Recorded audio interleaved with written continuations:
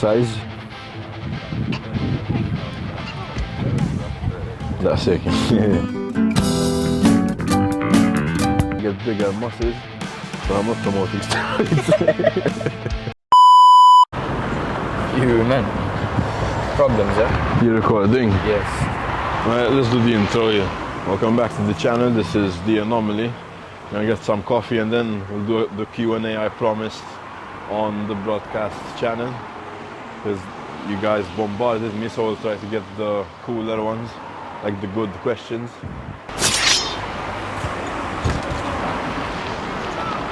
Voilà. Let's go by the sea.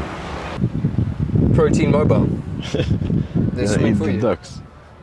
Do you like duck? Yes. Yeah? You like duck, but with an I. You find the questions. If you guys are curious from where I'm getting them from, it's from the broadcast channel. So just go on my Instagram. It shows. Yeah.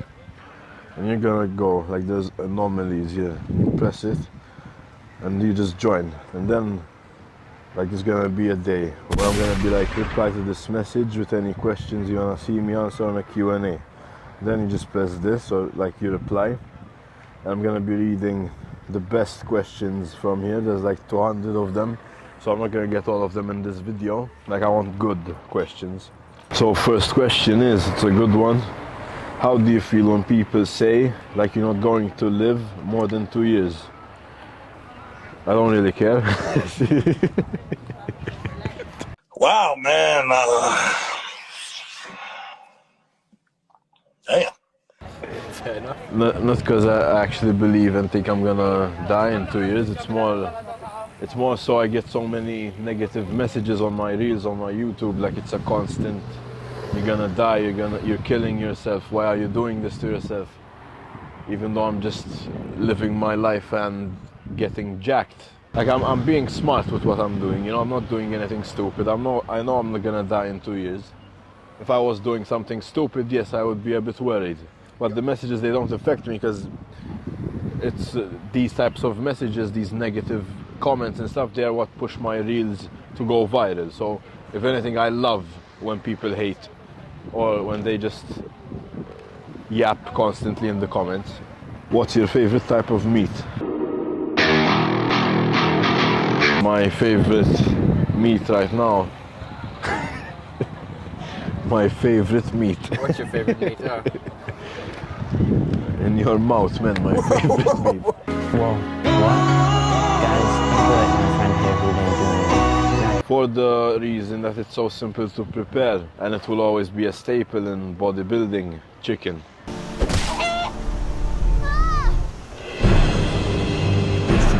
You know, I hate the taste, but if we're talking what's your favorite meat to buy and prepare, chicken. It's the easiest, it's the cheapest, it's the leanest. Sometimes I'll have some salmon. I like salmon, so that's a good meat as well. Do you ever plan to compete in open physique? Yes, that's what I'm aiming for. I want to be an open bodybuilder, so my goal right now I'm on a deload, so we lost a bunch of water. I'm down to 103. Next bulk I'm aiming for 115. But since I'm gonna go to open 115, I think it's gonna be a bit small. On stage, like I'm saying, ripped, I need to be peeled as just muscle. My goal is like 100 kilo right now. And that would be like 100 kilo lean. 100 kilo just lean muscle. Like ripped. This is not ripped. This is just lean. Like comp. Like skin, yeah, competition look. Like on stage look. I would need to be 100, so it's gonna take a while, because obviously this is a long process. But that's what I'm aiming for. I don't want to go to classic because the weight cap me up because of my height, and I don't like men's physique because I have big quads and I want to show off my legs. And yeah, open is where the big guys are at, so that's where I want to go. I want to get big. So the next amazing question: how much did your shrink after all those steroids? My did not shrink. I think it got bigger. So there's something wrong here. Like, do your research. Your doesn't shrink. I think Rich Piana said this. If anything, because the only thing that shrinks when you're on steroids is your balls, because your balls aren't producing any more testosterone. So What happens is it makes your look bigger. Rich piano, man.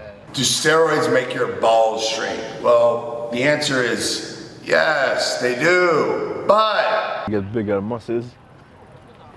But I'm not promoting steroids. How can I get taller? I'm 17 years old, 5'7". This is something that used to bother me as well when I was like younger. I used to dream of being like 6 foot, but now I realize that height doesn't really matter and I don't give a f***. And if anything, being shorter with my goal and my dream of becoming a bodybuilder, it's better. Because when you're a shorter guy, I'm not even that short, 5'9", like I'm 5'9", so we're not far off. I'm 5'9". My height, I think Ronnie Coleman is 5'10", 5'11", same with Jay Cutler. The best bodybuilders on the planet are not tall. So if you're aiming to be a bodybuilder, stop looking to be taller. Like, your height is good, you don't need to worry about it. And girls they don't necessarily give a f*** about height most of the time. Depends what type of woman you're looking for. But yeah, if you're a strong, confident man, you don't need to worry. There's no way to just magically increase your height, it's genetic. If your parents are short, you're gonna be short, that's how it works. But there's still a chance. Like, I'm not telling you this to give up on being tall, because you're still young, your growth plates haven't closed, and by the time you're like 21, you might be 6'1", you never know. For example, in my family, everyone's bald, but I'm the only guy who got strong hair. Like, I was the black sheep out of everyone. So yeah, you never really know, you can't really predict it, but there's no way to intentionally increase your height. There's stuff now you can do to increase the length of your bones on your legs, but it's not exactly healthy. Like, you just get fragile bones. In a natural way, there's no way to do it. Just be happy with your height. If anything, be happy that you're shorter, because you look more jacked. The shorter you are, the easier it is to fill out, and the better bodybuilder you will be. The taller guys, the guys that are above 6 foot, they will always have a hard time doing good on stage, because their frame is so big that they can't fill out the muscle completely. It takes them more time to look a certain way. What's your favorite workout? Chest. I love chest. Chest is the most fun to push things. It's the manliest. Did you start your Instagram with a lot of hate? If so, how did it affect your everyday life? When I started doing reels or just trying to record myself, I knew what I was signing up for, and you have to be aware that people are going to be negative at all times. On the internet, in real life, people you don't even know, they will talk about you constantly, even if you're the nicest guy on earth and you do nothing wrong. I'm not even joking. Like, you will know this as you live. Like, your life experience is gonna drastically change the more time goes by. And you will realize that people, they don't really take into consideration what you're feeling, how you're feeling, what you do to achieve a physique. If you're trying to show off your body on social media, so they just like discredit all of your work. They comment immediately, you're on steroids, you're on juice, it's all fake muscles, no one gives a f***, stop posting. stop it. Get some help. But those comments that are negative, they are what push your reels to go viral. So what I do now is what I've always done. Like, attention is good, any attention is good. Bad attention, good attention, as long as you're making people talk, it's what's gonna push your content. So if you're trying to do content right now and you're afraid of posting because people are gonna talk shit, don't be afraid. If anything, embrace the hate, because the haters, they make you in a way. So my page did not just start on hate, it runs on hate.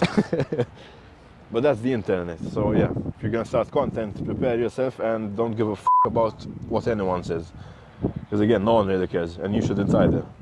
So yeah, it did not affect my life, but there are some moments where you're in a shit mood, you're in a bad mood, you open Instagram, and your notifications are all negative.